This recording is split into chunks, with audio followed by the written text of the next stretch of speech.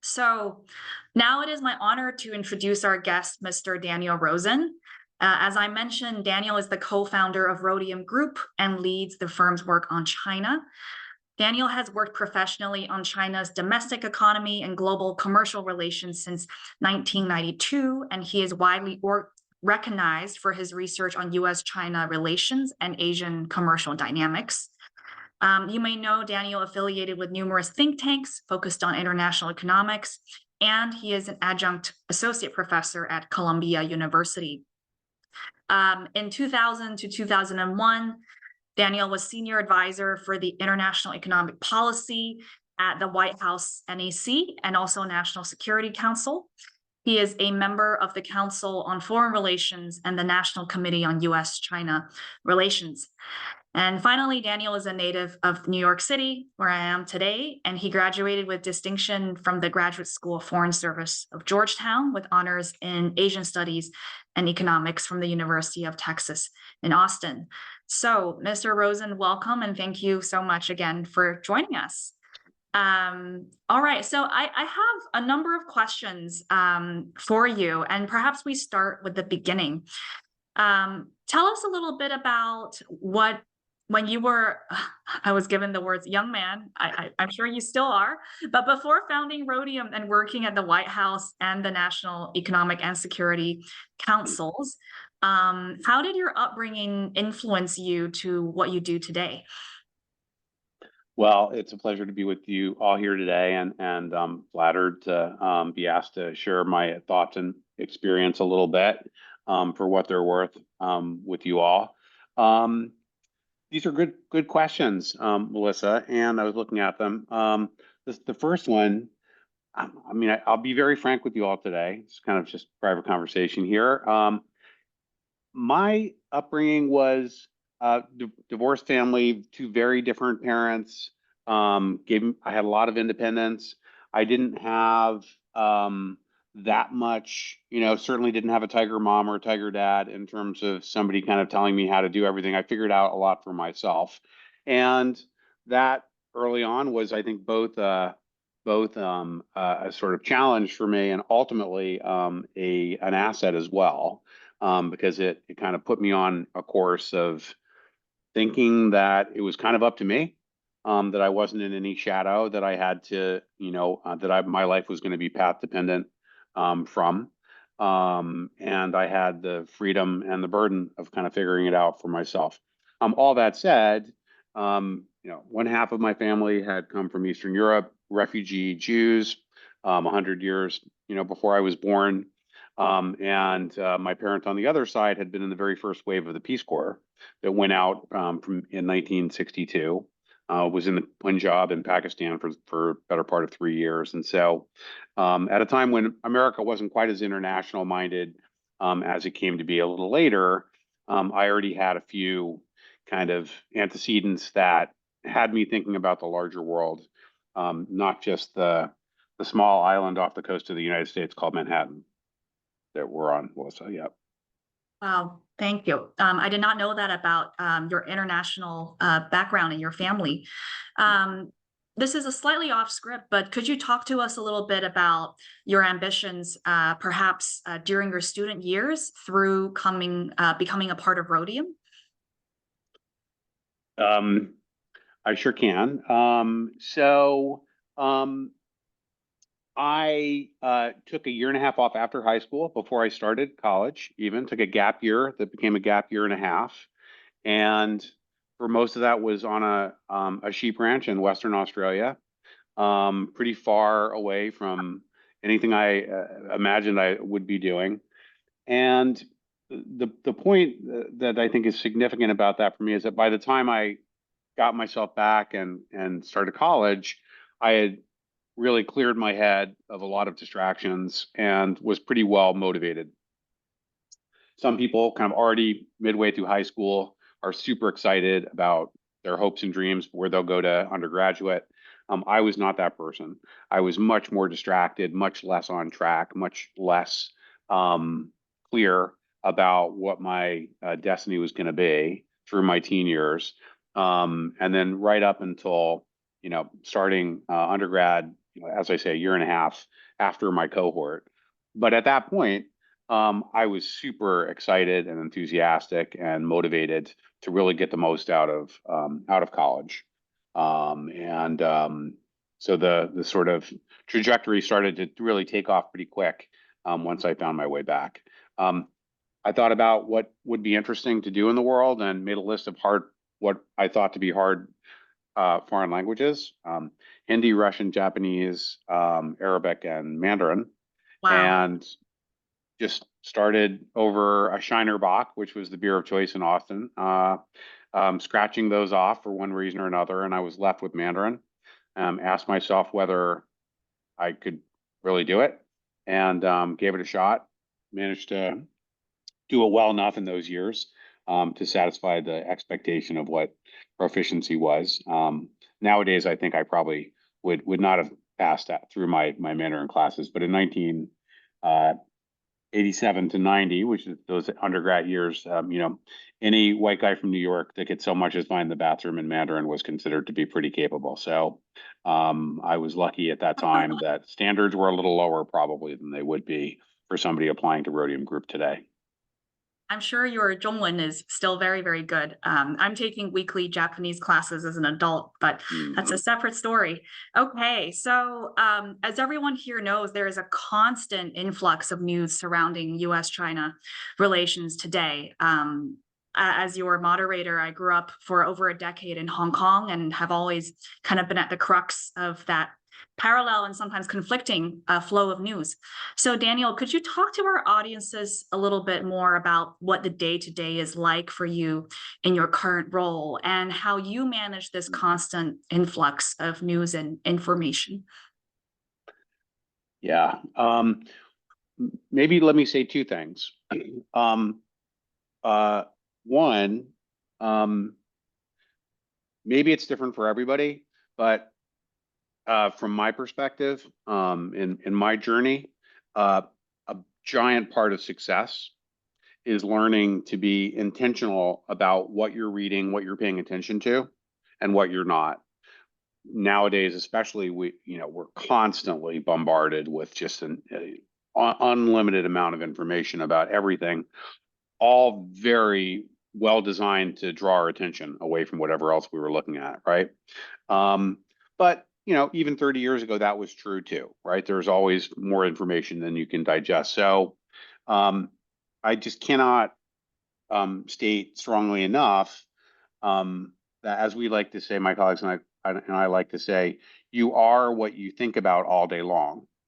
And if you let yourself bounce around among 1,000 tweets a day, you will be none of those things. You will just be a, broad, diffused gallimaufry of all different kinds of things that really doesn't have a lot of intentionality to it. And so from pretty early on, I kind of decided what I was most passionate about within the field of China, within the field of China economics. I was able to read the room, be conscious of where other people were much stronger than me, right next to me.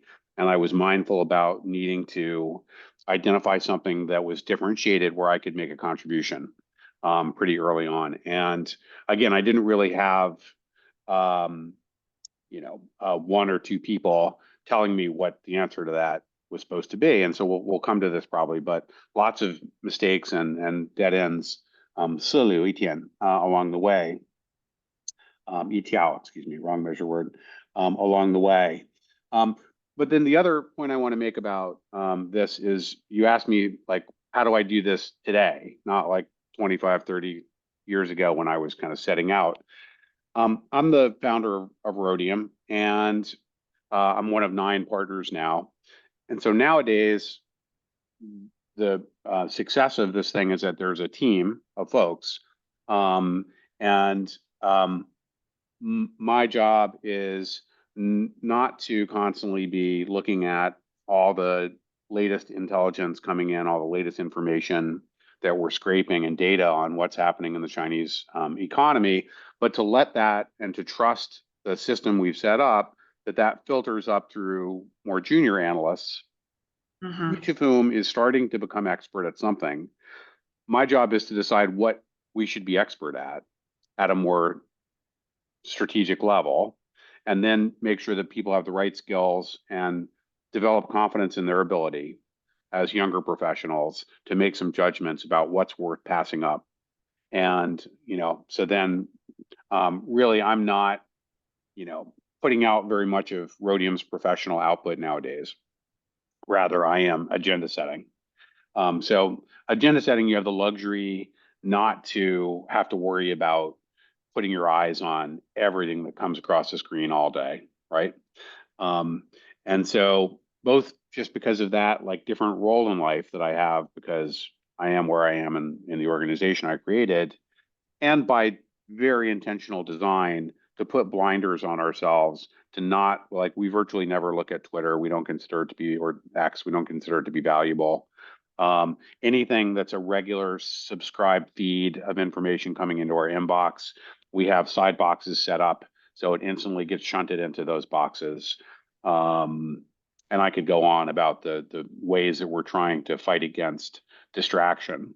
But it's crucial to do so if you want to, really impact anything in a meaningful way today, I would say.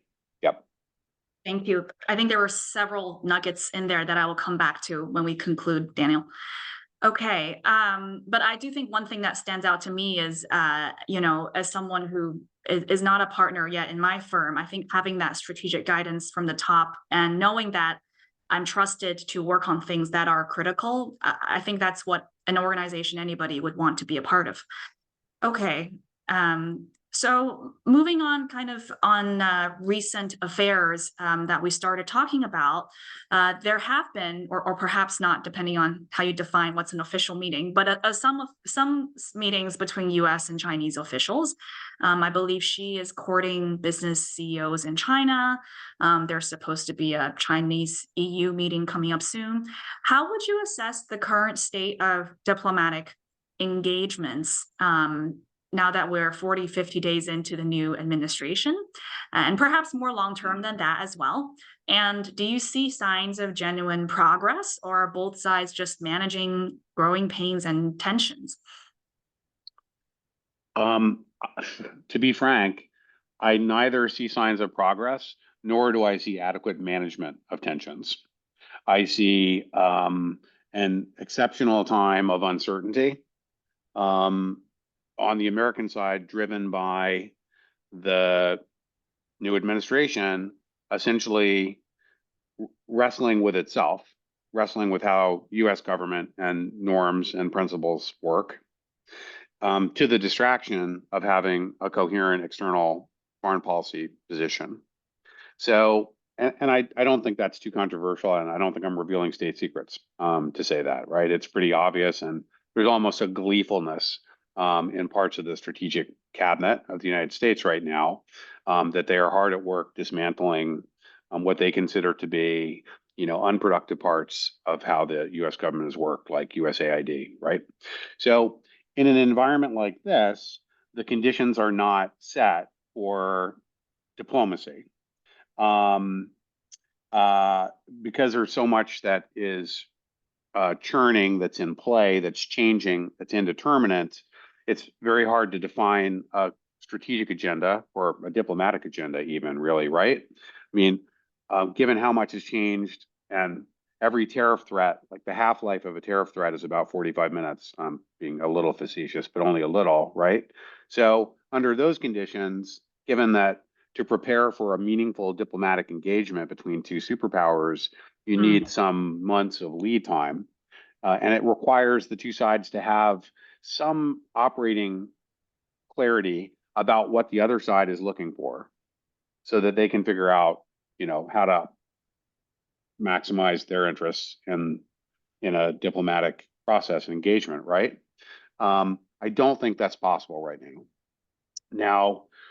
Now, it's a separate question whether the infeasibility of that kind of traditional diplomacy is counter to the American interest, or perhaps it's in the American interest, right? There's a certain way of looking at this that the Communist Party of China is far, far better at hijacking a process and using it to run out the clock and achieve its own ends than Americans or anybody in the West could ever be.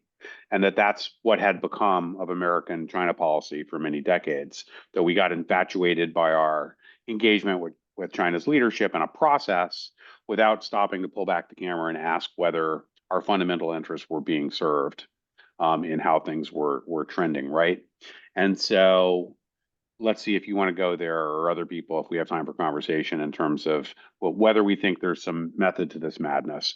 But in the narrow version of your question, like, how's the diplomacy going? Well, that's my answer. Fair, short and sweet. I think some of the upcoming questions are around other allies or perhaps competitors in the China, Taiwan, Philippine, Japan kind of rectangle.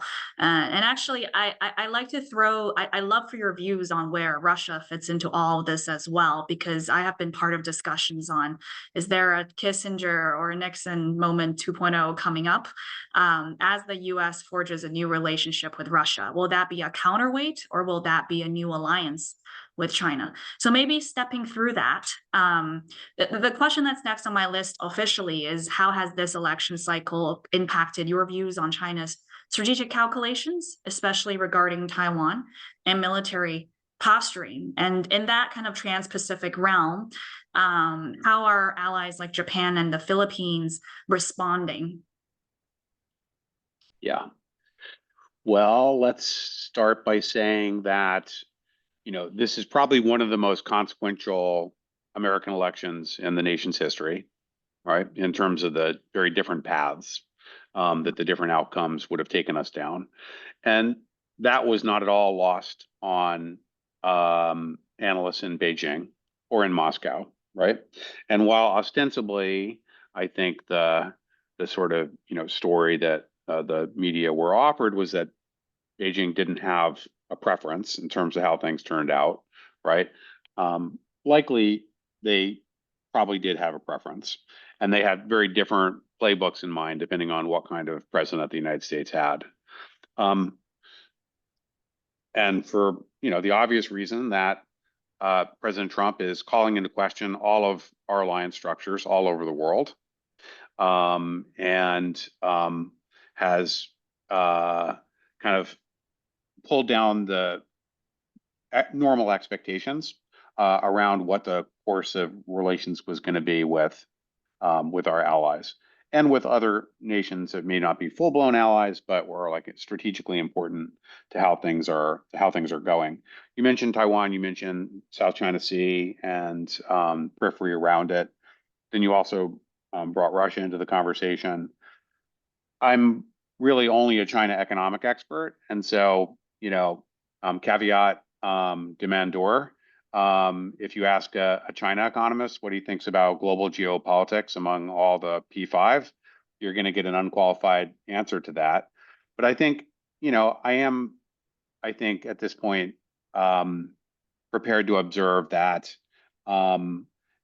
just as I said, it's not really possible for there to be meaningful U.S.-China diplomacy until the dust settles and there's more of a sense of what Washington's looking for Beijing and what Beijing thinks about the stability of the American political power right now. Likewise, I would say that probably everybody who's relying on the U.S. to play a part in their security outlook, certainly that includes Taiwan. Also, it includes the Philippines and other nations that are adjacent to the South China Sea and thus are dealing with a People's Republic of China, which is extraordinarily asserting a degree of power and sovereignty over a body of water that nobody's had to deal with before, right? So everybody is just going to be hedging their bets right now, uncertain what to expect, trying to figure out, how this change in normal is going to ultimately affect them. One other thing I would point out, though, I mean, in the very long term, the country most at risk of sort of overreach, I guess, and being distracted from doing its own hard work at home is China itself, right? And maybe we'll come back to this, but I mean, one of the biggest rhodium ideas of the past 5 years is having a a more objective measure of how the Chinese economy is doing.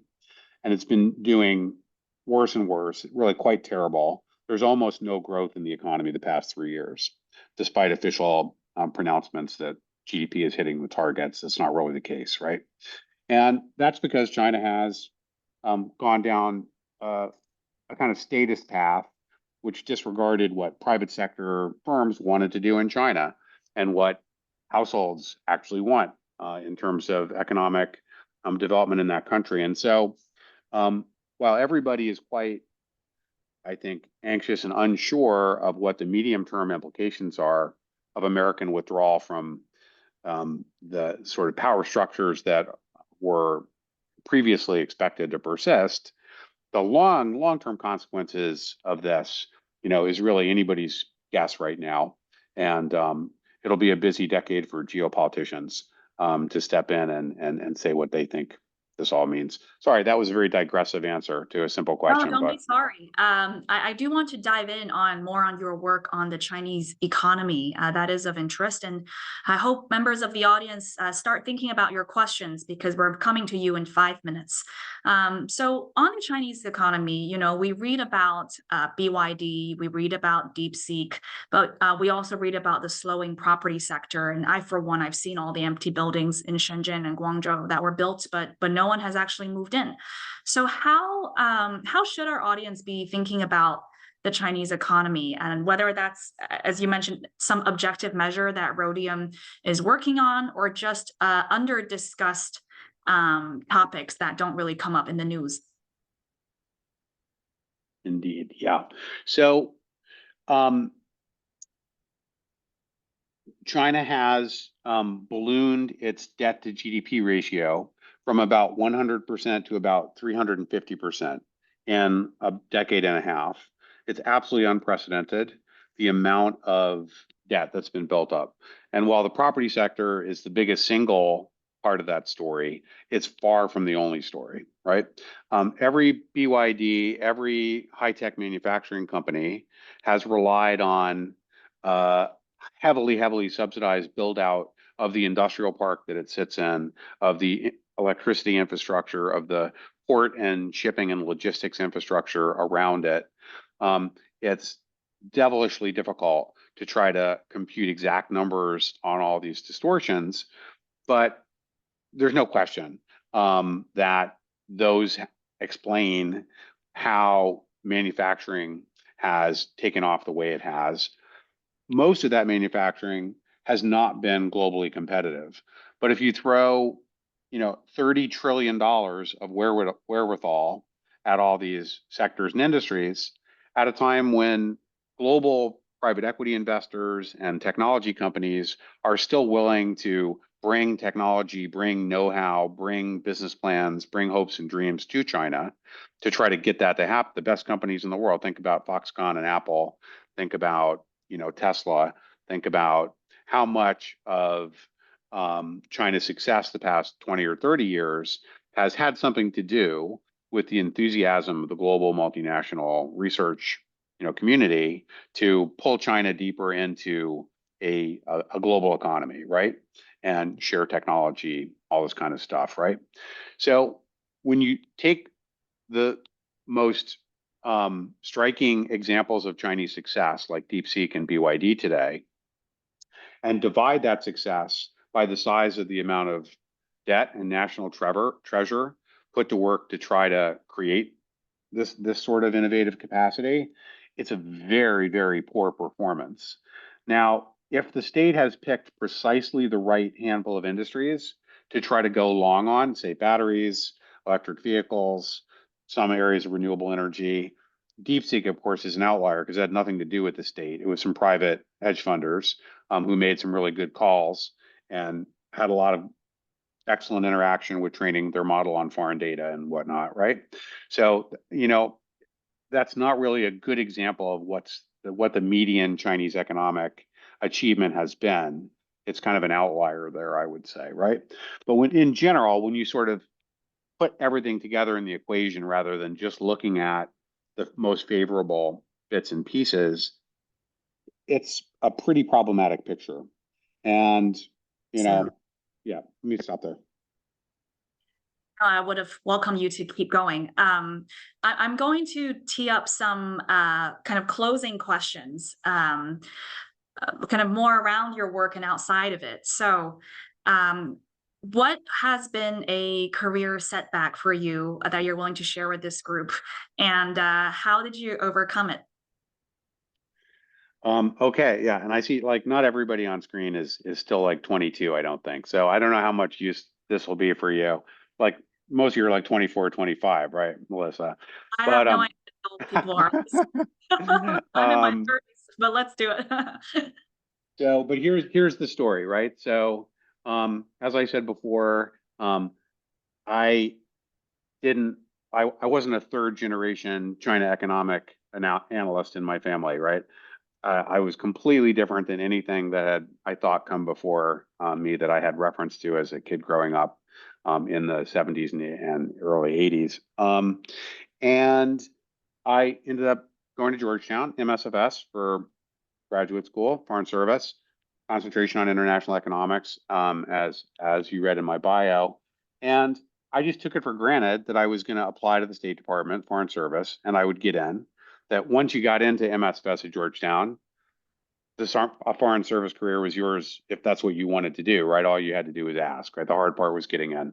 And I passed the written test with flying colors twice and immediately got kicked out of the oral exams twice. Why? And why? Well, it turns out that what the State Department is looking for is not somebody who can walk in the room and win the fight and argument with everybody quickest, but somebody who's willing to sit back, take stock of what people are saying, look twice at the instructions they've been given, and figure out how to get everyone together into a solution to the larger objective, not necessarily to win the argument as fast as possible. So I had no idea, in other words, what it meant to be a diplomat. Absolutely none. Not the first clue. I had watched too many Bond movies and I hadn't read enough Tinker Tailor Soldier Spy to see how bureaucratic diplomacy really was. And I didn't really have a plan B. So I had to flail around for a while. I sent application letters to all the things that I thought were the most attractive employers, Goldman Sachs, McKinsey, this, that, and the other, and got lots of interviews. People were really interested to talk to me. I sounded like a really sharp guy, but very quickly it was clear to them that as sharp as I was, I would be a disaster inside their organization. I wasn't really mindful of how organizations work. I was just interested in thinking fast, being dynamic, sticking to my principles and my integrity without stopping to look at what the company needed me to do. And so, luckily, a professor at Georgetown brought me to a think tank in DC because he always had extra projects to do and I was available. And I started doing things in the think tank world at a time when nobody else was doing China there. Hmm. And right at the time when China started to become a bigger part of Washington DC's appetite, 92 to 99, which got the attention of President Clinton, who asked me to join the NSC, as you mentioned, for 1 year to help get China into the World Trade Organization. But the whole journey was me failing to find a normal job from somebody else. So that Okay, well, ultimately I had to create it for myself. So I invented Rhodium because it would hire me and let me do what I wanted to do, which was be opinionated, uncompromising, full of integrity, disregardful of the reality that if you're working for a US manufacturing company on its China work, that you can't just say, you know, whatever you want to say. You have to stop and think about what the company needs to get done. And it turned out that I was very useful to have a little bit of my time on a contract basis as an outsider to an organization. That was much more valuable than trying to fit me into an organization when I was so unwilling to um, adapt myself to what somebody else's firm wanted me to be. So constant setbacks and dumb. It was my early 30s before I finally started to realize why I kept hitting the wall like this and figuring out how to partner with other people who are better at some of this stuff so that we could start to do more than just write a couple think tank books a year, but instead build what is today a business of 80 people. Yeah. Wow. I think you preempted a question here on what advice you'd give to our audience. And I'm just going to quickly summarize a few really great golden nuggets I've heard from you. As folks, please raise your hands to start preparing your questions. So one is, you are what you think about all day, and be very intentional about what you choose to read and your sources of information versus distraction. I think the second piece is really about your unique value proposition, deciding what you as an individual is most passionate about and where your perspective differs from other people. It sounds like that's the culture that Dan creates in his organization, but it's also what led him to invent his organization, because he looked within, looked outside of orgs, and realized that that's what differentiates him. And other than that, I hope everyone appreciates these great insights we had from Dan about the current state of the Chinese economy, and that you're inspired to learn more. So with that, I would love to open up questions to the audience. Please feel free to use the raise hand button. Oh, there's Caroline, or type your questions in the chat. Over to you, Caroline. Hi, thank you very much, Dan. This has been really insightful, and I loved your anecdote around what diplomacy is. I was born and brought up in Hong Kong, have lived in Beijing for many years, also speak Mandarin, although I now live in the southwest of France.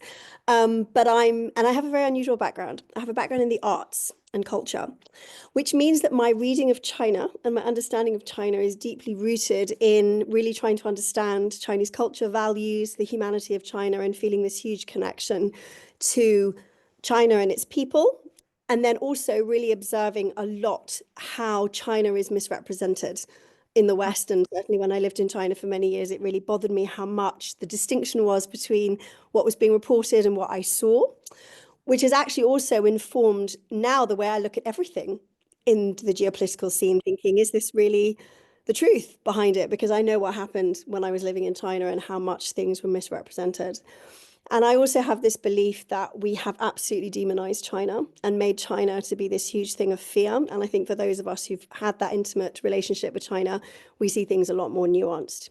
So in a way, my question to you is, I'm not an economic expert on China. I'm not a strategist in a very traditional way, but I do believe that the way that I see China, the way that I think about it, the way that I think we need to radically change the way that we relate to China, and I would say what that also means for how we might relate to Russia and other countries too, is something that I would like to contribute to. But I'm not sure, because I don't have that traditional background, and I'm older than a lot of the people in the group. I am someone with now 20 or 30 years experience of the working world as well.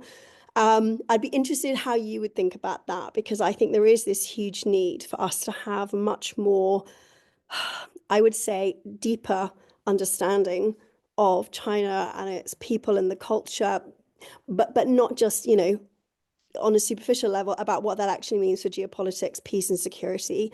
Because what I'm seeing unfolding in the world, I think, is highly dangerous, because we cannot develop a more mature understanding of China and the world at large as well.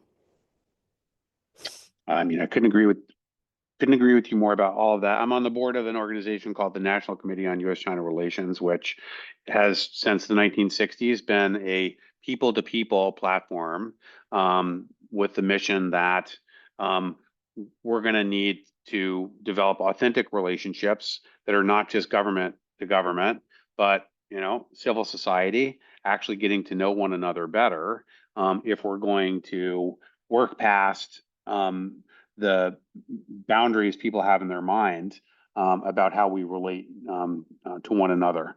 That said, and listening to what you've had to say, again, which I agree with, I do think there's a profound misunderstanding of what China really is. I happen to put probably the lion's share of the blame for that on Beijing itself, which has used coercion to prevent so many people from simply telling their own China stories. There's an extraordinary amount of control over the narrative in China. So many people, including people I know, like in the economics field, if a Chinese economist were to say, yeah, I also think that the official data that I'm seeing on how the economy is doing are not correct, they will lose their job. And I know that because I have lots and lots of friends who have, or maybe at best they would only have their Weibo account pulled down and they wouldn't be allowed to communicate with the public for 6 months to teach them a lesson. So much coercion that gets in the way of the rest of the world having a point of view about China that's not intermediated by the Communist Party itself and the United Front function that is there to shape how China's story is told to the government's preferences. In my experience, now I'm not an artist, and in the art world, I've known people like Ai Weiwei a little bit, and I've heard them talk pretty cynically about the role of government in shaping the art world in China as well. But I think there's far more perspectives than just the most well-known Chinese artists in the world. So I don't want to paint with too broad a brush, but agree with you. And a big part of the blame is coming out of Beijing, and I hope that changes. Thank you. I think that's a really great point, and question as well. Catherine and Karen, can I ask you to take turns saying your questions in succession? I want to make sure we catch everyone before we are up at time. Thank you. Sure. Thank you so much, Dan. My name is Catherine Tan, and I work at the Rockefeller Foundation, and I'm based in Arlington, Virginia. So I'll try to keep my question short. And I'm actually surprised this hasn't come up yet, at least not directly, but I'm interested to hear your perspective on the tariffs in particular, and more what the end game for the tariffs will be, because I mean the tariffs aren't new, right? The tariffs from the previous administration were largely capped by the Biden administration. Now Trump has put more tariffs on. So I guess my question is sort of what is the end game for each party on the trade war, and who do you think has the leverage? So that's my question. Thanks. Karen? Hi, Karen Biala. I am based in Tel Aviv and went to the School of Public Health. So I have very little background on the U.S.-China relations, and I really appreciated your wisdom and your insights. I wanted to get a sense of how often you travel to China, and when you have traveled, what has shocked you most? Okay, let me hit those two quickly as if I can, so maybe we can even get a third in. But so what's the end game on the tariffs? I think the important thing to consider here is that the way the whole international trade and investment system was supposed to work post World War II, and especially once the WTO was created, was that if everybody agrees that marketizing your economy, like reforming so it's all market driven, is what we are all trying to do, then you want to convert all of your national economic barriers to tariffs so that you have a least common denominator called a tariff that you can use to see who's got high barriers and who has lower barriers, right? Otherwise, if you have quotas and phytosanitary standards and all these other things going on, it's very hard to know, what the common unit of measure is for this. And so that's what we did. And that was the concept of China's entry into the World Trade Organization. But it only works, especially for big, powerful countries, if they want to be market oriented. Because if you don't really, earnestly want to be market oriented, then you can find all sorts of ways to distort what's happening in economic outcomes such that tariffs don't really tell the story anymore. So Chinese tariffs don't tell the story. There's all these other distortions and state interventions behind the border, behind the tariffs, that are changing outcomes more than tariffs are.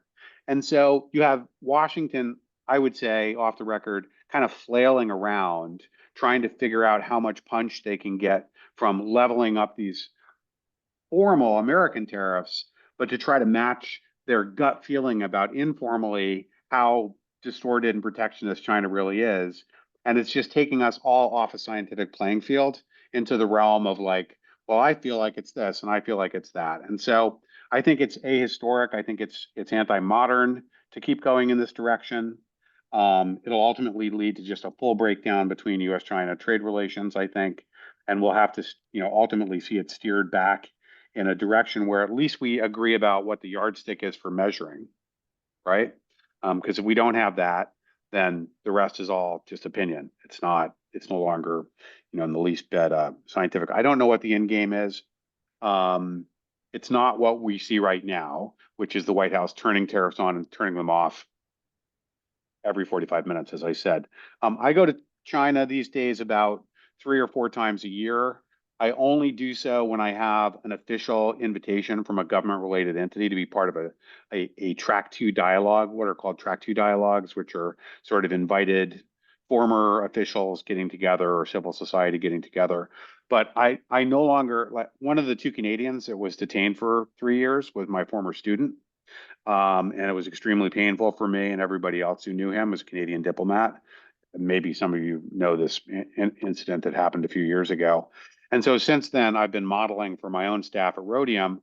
I'm happy to go, but I want, in black and white with an official government chop on it, a formal invitation saying, I'm welcome. Please come over, Mr. Rosen. We'd love for you to engage earnestly in a serious discussion about how to make the relationship better. If I don't have that letter in my pocket, I'm not going to go. I don't think with my level of stature in the world that anybody's going to screw with me these days, but too many people have been arbitrarily screwed with for some purpose that is inappropriate for me not to want to model that, so that the other people coming up and doing this kind of work shouldn't be lulled into complacency about the manner in which the government has been behaving in China. I'm so sad to say. So I'll be over there in about 3 weeks. Happy to go, lots, but only with those kind of guardrails and rules around the exchange. Makes complete sense. With 3 minutes left, Jiang Pang, would you like to ask your question?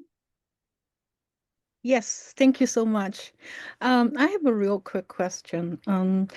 Thank you for your insight, a little express about your diplomatic strategy, I would say. So if you were officially being invited to China, and what was your negotiation power? Where are you going to stand? In the economic level or some other diplomatic negotiation directions?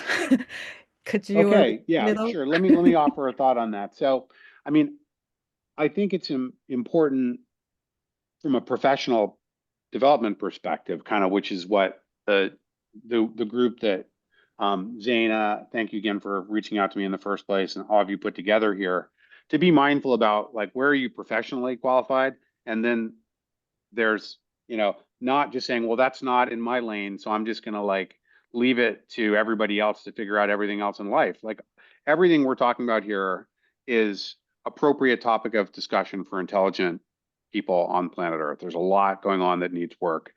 That said, if I'm going to go over and have a professional dialogue or negotiation, which I don't really do because I'm not an official, but if I did, I would make sure that the agenda had something to do with economics and probably macroeconomics. These are the things that I feel qualified to try to make a professional grade contribution to. At the same time, every company in the world, including all those that Rhodium works with, Catherine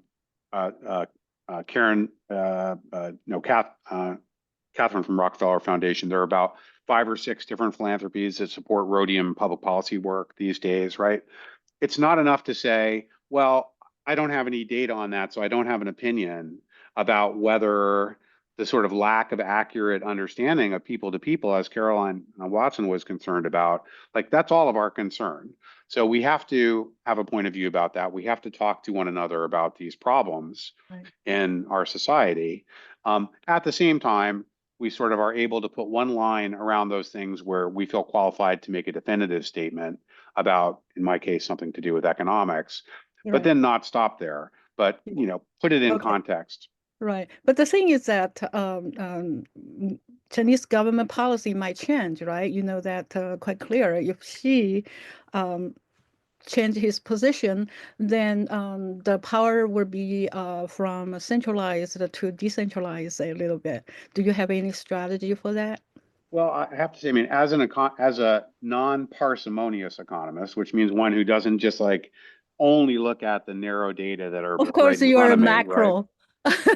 Well, but even within macro, you know, like there are some think tank economists who will only talk about what they have empirical data in front of them to describe.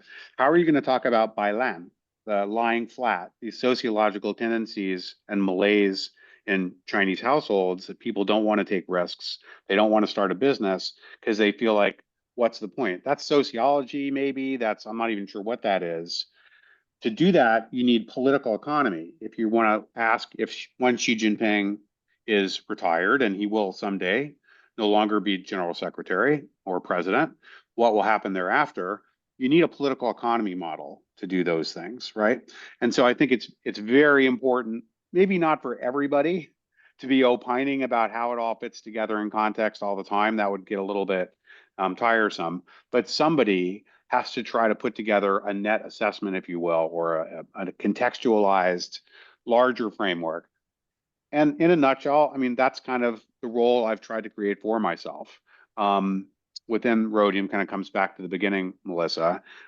My job is to kind of set the agenda and think very broadly about how all these pieces are fitting together, including national security considerations, because most of what is, you know, affecting investment decisions, whether portfolio or real economy right now, is a sense of whether they're too close to the, you know, the third rail in terms of national security problems. So if they invest, they're just going to lose their money because they're not in the right space, right? So so we all need economists who understand national security and politics, and we need politicians who understand economics better than some of the economists that we see on the front of the paper every day today, I would say. Thank you, Jan, and also Daniel. Well, just as we had predicted, we have run out of time. This was scheduled for ending at 20 past the hour. But Daniel, what a sincere pleasure to engage in this dynamic conversation with you. And I'm thrilled that we had audiences who span development to the arts, languages, and many other scopes of work, which all intersect with China. And I believe they're leaving with something special. I will make a plug that I'm currently reading Deng Xiaoping's biography written by Ezra Vogel. It's a big book, but for folks who are interested in kind of the history of China, it's a really good one. And then lastly, to our audience members from all over the world, thanks again for joining us. And Zaina will kindly share the link to the participants after this meeting. Have a great week ahead. Thank you, Dan. You're welcome. Thanks, guys. Take care. Nice to be with you. Thank you very much. Thank you.